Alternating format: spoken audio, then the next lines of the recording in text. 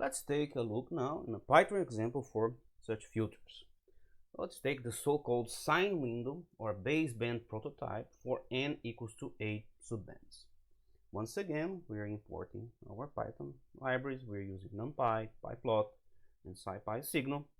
Here we are defining the block size, so the number of subbands.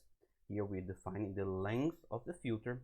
And here we are calculating the number of blocks in the filter.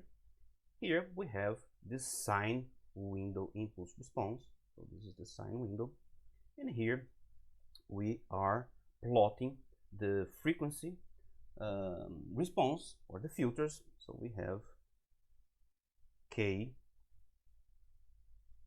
from 0 to 8, and we have this 0 to 7. So we have this 8 subbands, which is the same number of the block size. So you see here the k goes from 0 to n, and n goes from 0 to L, and L is the length of the filter.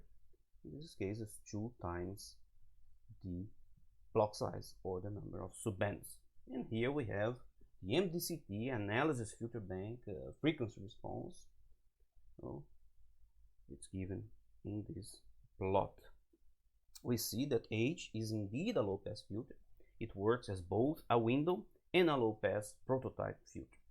We see that our low-pass filter H is indeed shifted in frequency, H n of k, to become band-pass filters and a high-pass filter. So we have the low-pass, then we shift, and we have these band passes, and the last one is a high-pass filter.